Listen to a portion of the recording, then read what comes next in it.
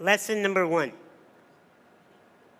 Never believe a prediction that doesn't empower you. When I was born, the doctors told my parents that I would be dead within the first 24 hours of my life. 35 years later, all those doctors are dead.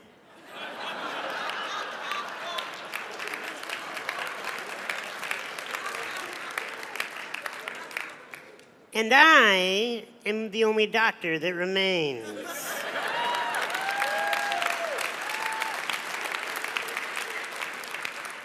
Never believe a prediction that doesn't empower you.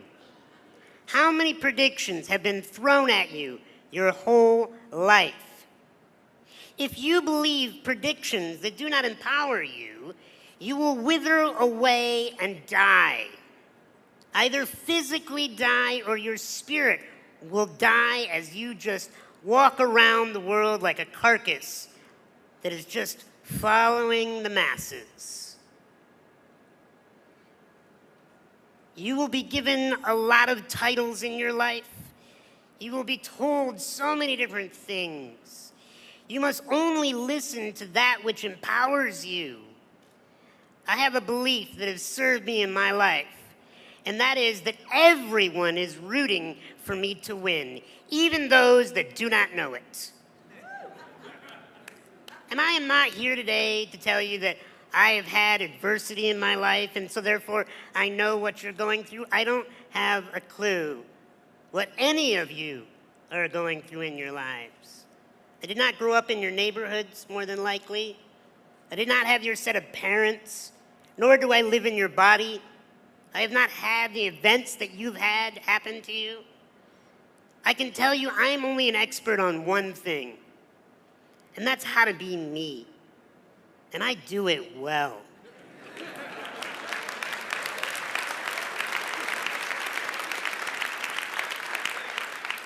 But it's not come easily.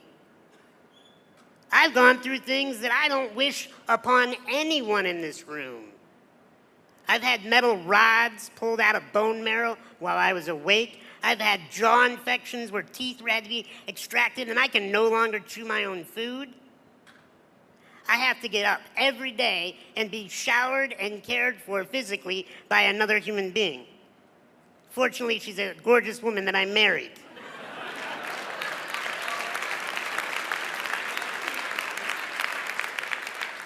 I get stared at everywhere I go, and the moment people meet me, if they don't know a thing about my resume, they automatically, just by the human nature, think to themselves, oh, it must be so difficult to be that man. If somebody pities me, they're wasting their time. Because I have chosen a life of strength. And I am here to help you choose a life of strength. But I'm going to tell you, we've talked about drugs here. You know what the worst drug to ever hit the human race is? Pity. The moment you feel sorry for another person, or the moment you feel sorry for yourself, you're hosed. You are totally, completely frozen in potential. We cannot pity ourselves. We cannot pity you. Yes, I get to go home today. Yes, I get to have what many would call freedom, but I'm going to talk to you about freedom, about what I really choose to see freedom as. Because like I said, you cannot believe predictions that do not empower you. The second lesson today is you are not your condition. You are not. I am not disabled. Sure, I'll take the handicap parking privileges. But that does not define me as a man. Not able. I've been looked at and treated my whole life as if I am not able. I have had to rise above and show people that the only disability is one's refusal to adapt. You have to adapt to whatever environment you're in, even if it's prison. And what does adaptation look like? I think it looks like celebration. Because when you meet people that are celebrating their life, you want to be around them. You want to learn from them. You want to do business with them. You want to hire them. Look, if you do not want to be seen as a prisoner or a convict when you get out of this, or even while you're in this, then it's an attitude. It is a belief in yourself that you bring value to the human race, no matter what your current condition, title, or stature is. Because if I believe that I'm disabled, I would wither up, I would be shy, I would be insecure, I would be afraid, I would act like I need your help. And the rest of humanity would be okay with that. But I choose something else. I choose to be strong. I choose to be a leader. I choose to have words to move this planet. I'll tell you why I was born. And I hope it inspires you to find out why you were born. I was born to rid this world of insecurity. Because when a human being is insecure, they do stupid stuff. When we feel like we're not enough, we chase external validation and external objects to try to tell us we're enough. Thank you.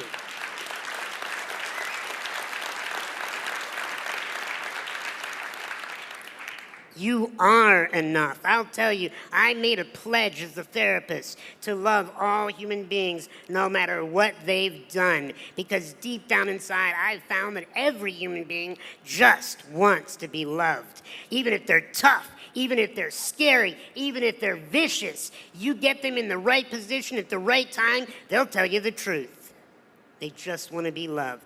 You know who they want the love from the most? Not their moms, not their dads, not their wardens, none of these people. They want to be able to look in the mirror and love themselves. And if you can figure that out, then you're going somewhere.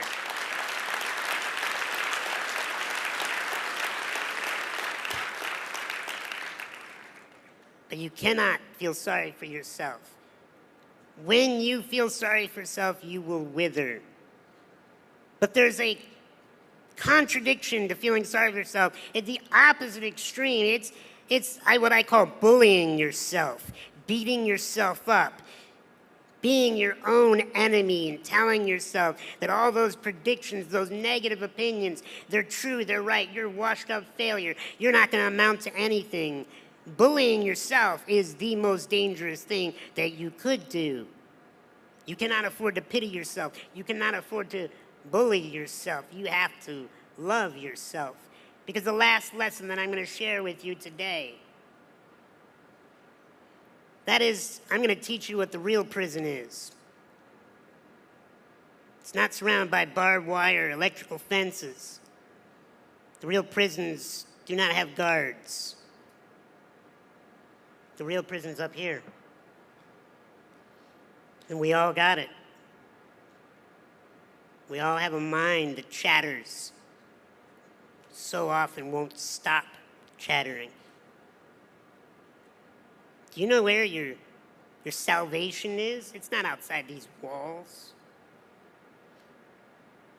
I've met so many people that are so extremely successful and famous that are in prison because they're stuck in their minds, bullying themselves, pitying themselves. True freedom is dropping down out of that mind. And what my wife has taught me is drop into your heart,